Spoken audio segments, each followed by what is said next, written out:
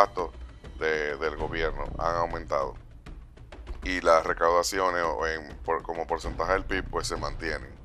Entonces, de lo que se trata es hacer un pacto fiscal que incluso está en la Estrategia Nacional de Desarrollo, donde se revisen los ingresos, donde se revisen los gastos del gobierno y se pueda de esa manera abordar prioridades como por ejemplo en la estabilidad de la deuda.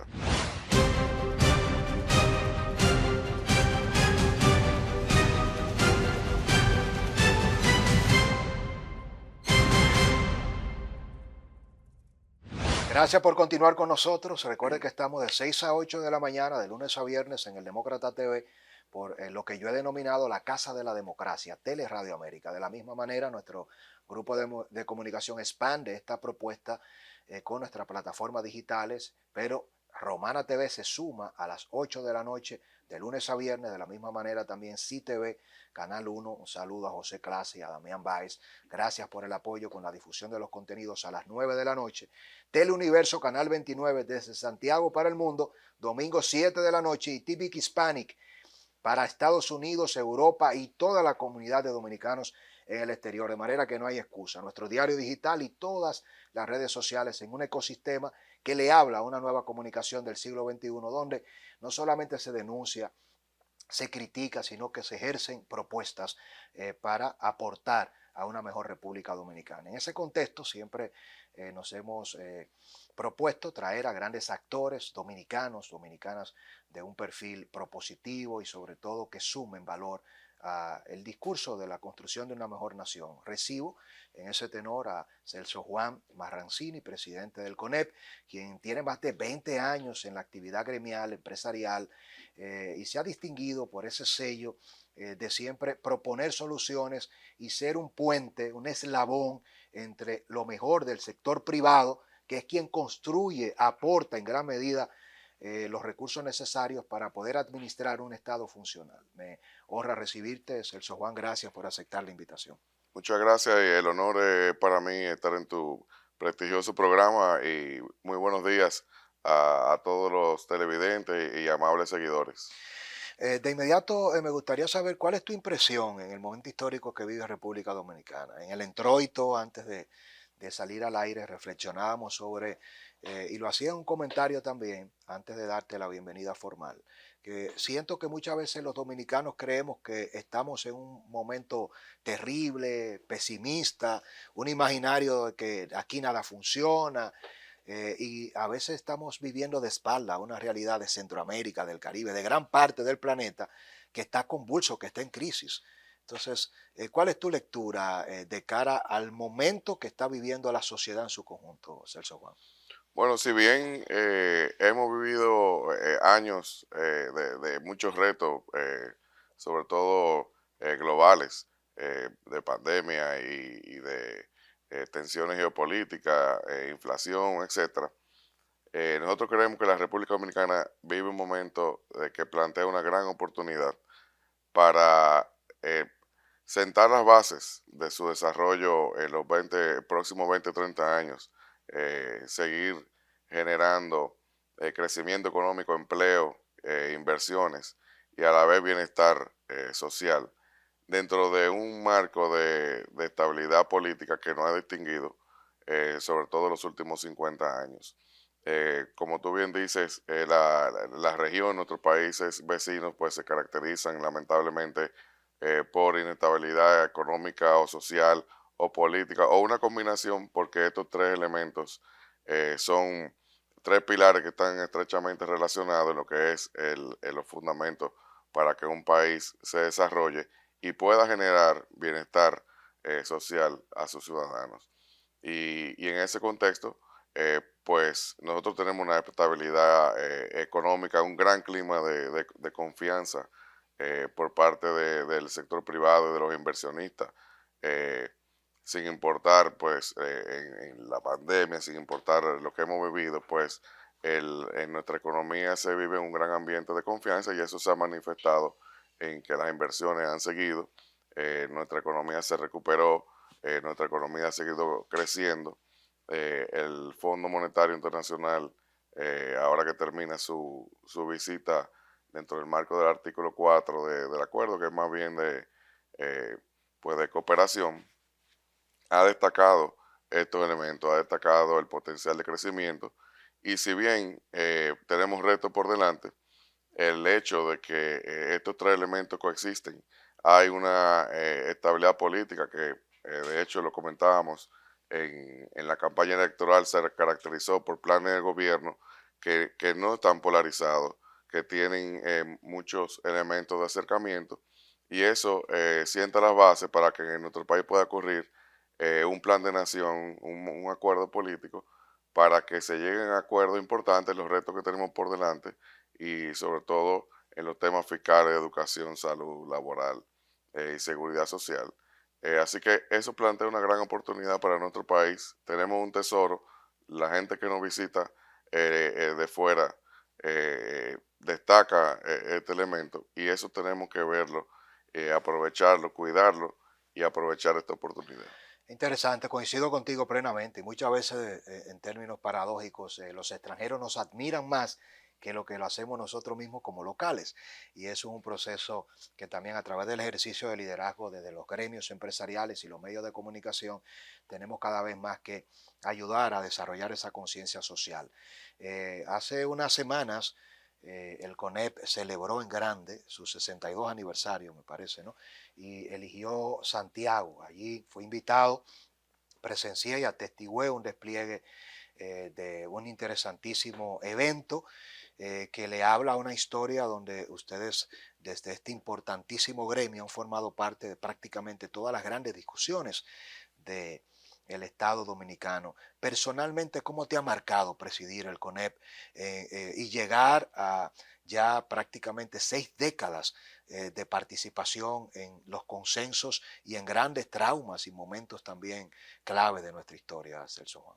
No, realmente dirigir el CONEP es un honor también de contar con la junta de directores que nos acompaña, el cuerpo ejecutivo que tiene el CONEP, que también él lo destaca como una institución muy fuerte y que realmente trabaja por el bienestar del país, no solamente representando al sector privado, sino también jugando papeles claves en la historia dominicana, y, y sobre todo con una misión clara de seguirlo haciendo hacia el futuro. El CONEP en sus 6 décadas, acabamos de cumplir 61 años, y por primera vez se celebra el Día de la Empresa Privada, y el aniversario del CONEP se celebra en la ciudad de Santiago. Fue un acto que realmente convocó a los principales empresarios y también el sector de la sociedad de la región norte, que es una región que tiene un peso importantísimo en nuestra economía. Y eso nos permitió también esbozar algunas propuestas en el marco pues, de la coyuntura actual, de los retos que tenemos por delante, para que nuestro país pueda seguirse destacando con una visión de 20 o 30 años. Interesante. Me gustaría referirme precisamente a la valoración que tienes del pasado proceso electoral desde el punto de vista del rol protagónico que jugó la Junta Central Electoral. Venimos de un trauma, de una gran convulsión, que dicho sea de paso, lo abordo en mi libro La Plaza de la Bandera y el derrumbe del Pacto Secreto de la Corrupción, en torno a la suspensión de las elecciones municipales de medio término en aquel inolvidable momento del año 2020. O sea, tenía, si se quiere, un poco de temor de qué iba a pasar en estas elecciones y asistimos a una organización, a una administración, unas elecciones quizás como nunca antes se habían hecho, y eso tiene mucho que ver con el pleno de la Junta Central Electoral presidido por el magistrado Ramón Jaques y todo el equipo, Cham y todos los magistrados que les acompañan allí, y quizás es el momento propicio, ya pasado todo el proceso, para poder pasar balance a toda esa responsabilidad que tuvieron ellos sobre sus hombros. ¿Cuál es tu apreciación a propósito de la Junta Central Electoral y el proceso? Bueno, la Junta Central Electoral hizo un gran trabajo, y realmente este proceso sirvió de fortalecer aún más nuestra democracia, y generar todavía más confianza en el proceso electoral. fue un proceso muy organizado. Nosotros participamos en una misión de observación junto al grupo IDEA con los expresidentes Pastrana, Mawad, Tuto Quiroga, el ex gobernador de Puerto Rico, entre otras figuras muy importantes. Y realmente pudimos ver cómo la Junta era muy receptiva, se fijaba en los detalles, el proceso de organización eh, pues fue muy bueno y se vio sobre todo avances con relación no solamente al 2020, que lamentablemente fue una crisis que pudimos superar, eh, pero sobre todo también en las elecciones presidenciales y congresuales se vieron todavía mejoras sobre observaciones que se hicieron en las municipales. Y eso inspira mucha confianza. Hay que destacar el papel que jugó el liderazgo político, no solamente durante la campaña, que por primera vez en la historia se destacó por una campaña donde se debatieron ideas, donde existieron debates a nivel presidencial, vicepresidencial, congresual e incluso municipales. Y eso también es muy importante para que cada vez más la sociedad tenga acceso a cuáles son los planes de gobierno de las personas que aspiran a gobernarnos. Y sobre todo, eh, vimos que esta propuesta y estos debates, tienen muchos puntos de encuentro y de acercamiento. Es una sociedad, es un liderazgo político que tiene una visión de desarrollo de nuestro país donde hay muchos puntos de encuentro, a diferencia de otras sociedades. Vemos, por ejemplo, como ahora mismo en los Estados Unidos hay una campaña electoral totalmente polarizada, donde uno dice A, el otro dice B, uno dice rojo y el otro dice amarillo.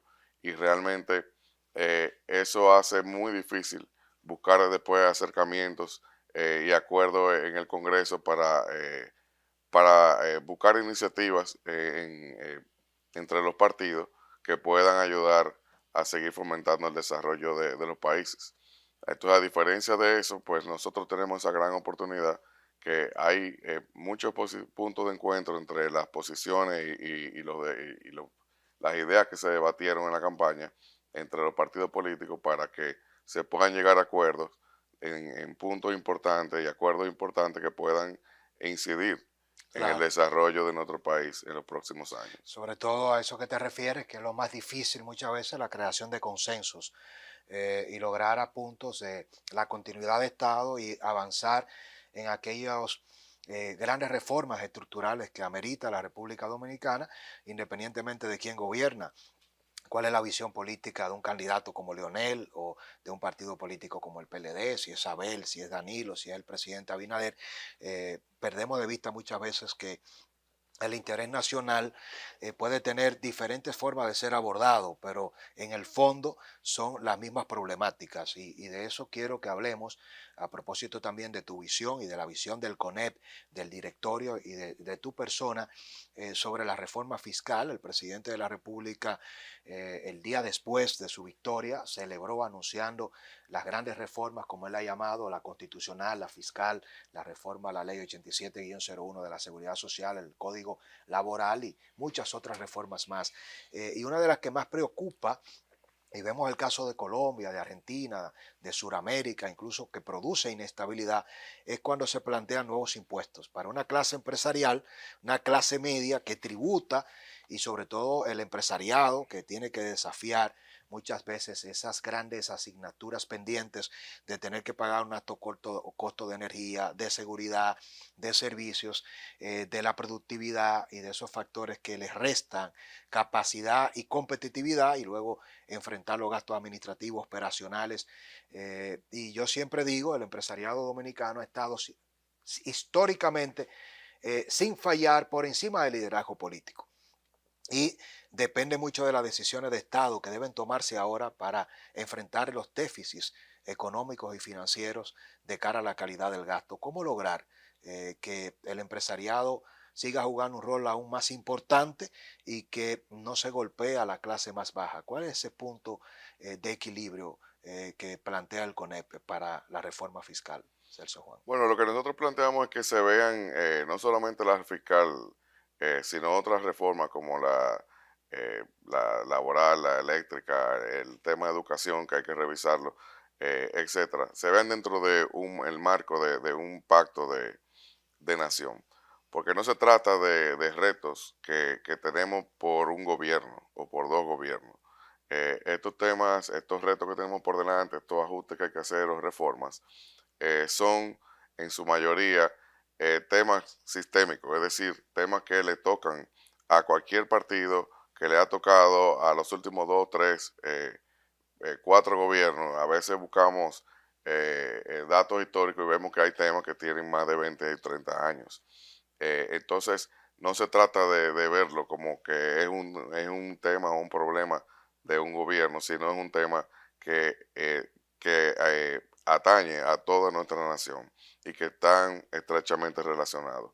El tema fiscal, pues de lo que se trata es que, sobre todo después de la pandemia, los gastos del gobierno han aumentado y las recaudaciones como porcentaje del PIB pues se mantienen.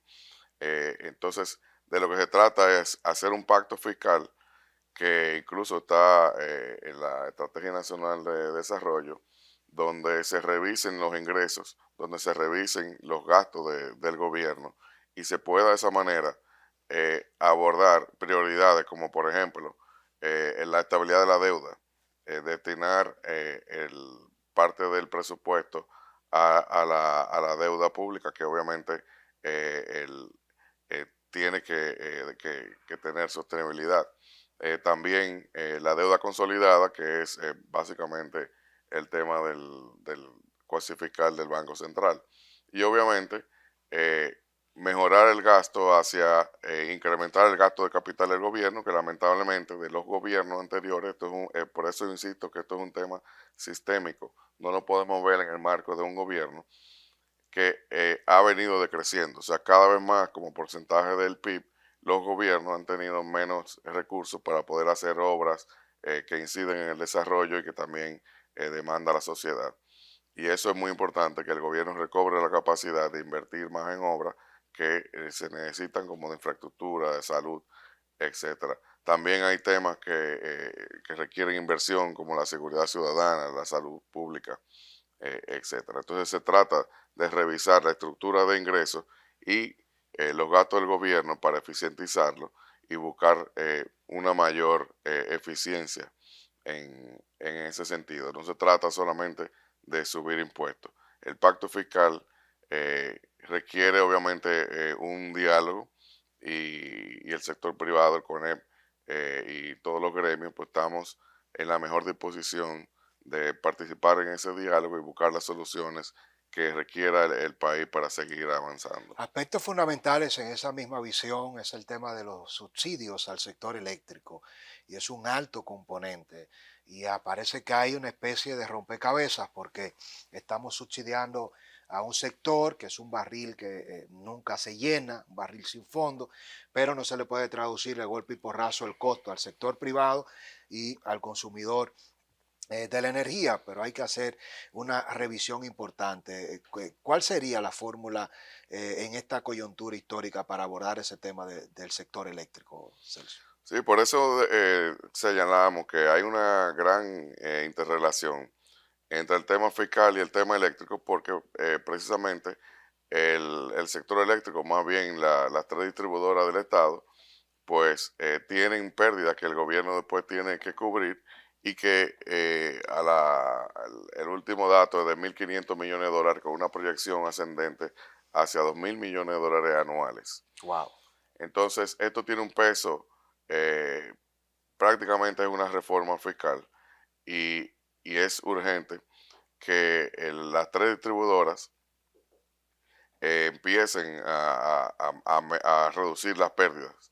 Básicamente, todo se reduce en las pérdidas por una combinación de gestión, tarifa, los temas De de las redes, redes, subestaciones. etcétera. Es un trabajo que requiere que los resultados se van a ver gradualmente, pero sí se necesita ver pasos fundamentales que vayan en la dirección hacia buscar esa eficiencia. uno de los temas que hemos señalado es la profesionalización de las sedes. Hemos visto con buenos ojos que ya se empezó a hacer cambios en EDESUR, eh, sobre todo buscando profesionalizar el, pues desde la cabeza hasta todo el personal. Debe ser un personal profesional que se enfoque en hacer una buena gestión eficiente, reducir costos, mejorar los procesos y lamentablemente, y no es por un nombre o una persona, pero siempre hemos señalado que el puesto idóneo no es un líder político porque aunque sea muy buena persona, siempre va a tener compromiso político, estructura, seguidores y eso es un conflicto de interés con la propia gestión de hacer lo que debe hacer una distribuidora eléctrica, como lo hace una telefónica, que por ejemplo en nuestro país es un sector muy eficiente.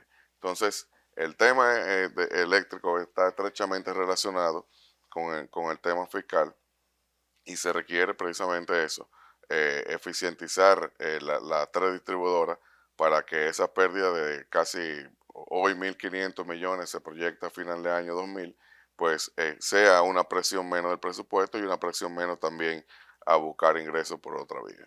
Es interesante cuando planteas que el tema del sector eléctrico de por sí solo es una sola reforma fiscal. Y es así. Es un momento y son decisiones que van a contar con la mayoría del pueblo dominicano y de todos los sectores, porque evidentemente que hay que enfrentar siempre lo que tiene más peso. Otro aspecto también históricamente, como señalaba, de más de 30, de 40 años, es lo concerniente a la tan esperada, anhelada reforma del Código Laboral Dominicano, un código de 1992, en la realidad del teletrabajo. El tema de la discusión también que de alguna manera se ha querido reducir a la cesantía. Entonces me gustaría poder escuchar tu visión sobre la cesantía y sobre todo lo demás que tiene que entrar en una nueva regulación laboral para un país que ha cambiado definitivamente su realidad en el tejido social productivo. Sí, realmente de lo que se trata es de actualizar el código, que como bien dices, data del 1992 y realmente pues sabemos que era otro país, otro mundo y necesita actualizarse. En esa época no había seguridad social, en esa época no había teletrabajo, prácticamente las telecomunicaciones no estaban a nivel del día de hoy, etcétera, etcétera. Entonces, de lo que se trata es de modernizarlo, ha habido muchos avances y en eso nosotros siempre valoramos el diálogo tripartito que existe en nuestro país, siempre en el marco del mayor respeto de los trabajadores, siempre en el marco de mantener los derechos adquiridos y realmente de tener una visión hacia futuro entre los tres sectores para que se pueda seguir trabajando en la generación de empleo, en la reducción de la informalidad laboral, que está en niveles altísimos, Elevadísimos. más de 50% de informalidad, pues realmente es algo alarmante. Y también de que las empresas no solamente tengan una vía para formalizarse, sino que también puedan trabajar en seguir buscando el salario real, que tengan una capacidad de seguir aumentando los salarios, no solamente para cubrir la inflación, sino para llegar al salario real que cubra la necesidad de la canasta básica. Eso es sumamente importante y sobre todo en un país que lo que busca es aprovechar la economía tan diversificada que tenemos y con tantos encadenamientos productivos entre los sectores para generar más empleo, pero formal. El empleo informal lamentablemente está desprotegido de seguridad social, no es bancarizable, etcétera, etcétera. Entonces, estos son los aspectos y lo hemos reconocido así y por eso entendemos que este diálogo va a llegar a los mejores acuerdos. Llegando al cierre de la entrevista, sé que tienes otros compromisos tempranos, dos temas neurálgicos de Celso Juan, que tiene que ver el primero con la seguridad social y la necesidad de ver cuáles son esas modificaciones ya urgentes que hay que hacerle al tema del catálogo, del plan básico de salud y del tema de las AFP, los fondos de pensiones, y la posición del Código Penal Dominicano. Parece, se hace eterno y se hace imposible, parece, aprobar un nuevo Código Penal que norma y que le habla a una República Dominicana que muchas veces está desprotegida para delitos que no están tipificados en un código que no logra consenso. ¿Cuál sería la posición al respecto de esos dos temas? Bueno, en cuanto a la seguridad social, pues por el lado de salud, el reto es, y volvemos a la informalidad laboral, es dividir un peso entre 200 centavos. Y lamentablemente eso es imposible. Posible. Hay que buscar eficiencia en el sector. Se ha señalado correctamente como una vía la atención primaria.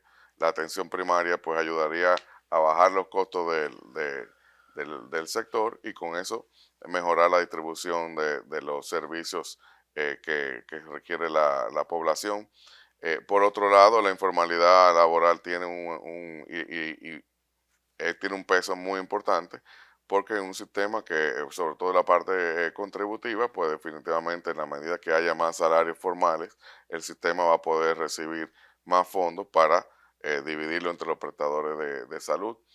Un tema muy importante también que se ha señalado es pues que la Tesorería de la Seguridad Social tenga más capacidad de fiscalizar y que se combata la evasión de los salarios que lamentablemente ocurre. Y una persona que cotiza por un sueldo de 13,000 pesos, pues se enferma igual del que cotiza por 50,000 pesos. Así Y es. lamentablemente eso no puede ser. Pero lo importante es que existen los elementos para que mejoremos en ese aspecto. El tema de pensiones, pues sencillamente es cómo contribuir más. En eso tiene un impacto muy importante. Lo que hablaba de trabajar para el salario real, la formalización también es muy importante porque con una alta informalidad laboral, pues lamentablemente todo el que está fuera del sistema, No cotiza. pues no está cotizando, no tiene una protección de una pensión. También buscar siempre, y se ha hecho y en eso se ha avanzado, de que la AFP tengan vías de buscar más rentabilidad invirtiendo en los sectores productivos, que a la vez también tiene un impacto positivo en el crecimiento económico. Como sabemos, la inversión privada ya llega casi al 90% de toda la inversión Wow. que se realiza en nuestro país. No quería, antes de entrar en el Código Penal, no quería dejarme de mencionar el tema de la educación, que, Otro aspecto que crítico. tiene una incidencia fundamental. Yo diría que posiblemente es el tema más importante que tenemos por delante como reto en nuestro país, por su incidencia en, en la distribución de la riqueza que tanto se habla y por su incidencia en el crecimiento económico en el futuro. No podemos hablar de que nuestros sectores productivos se sigan desarrollando, se sigan insertando en las nuevas tecnologías, sigan exportando, se siga trayendo inversiones en nuevos sectores que traen nearshoring, semiconductores, eh, alta tecnología en los sectores de salud, incluso sectores tradicionales como lo que existe en la zona franca, nuestro turismo, nuestra industria. Sin tener un nivel de educación no solamente básica, técnica y también profesional. Entonces, la incidencia que tiene la educación y que va a tener cada vez más hacia el futuro en el crecimiento económico es enorme.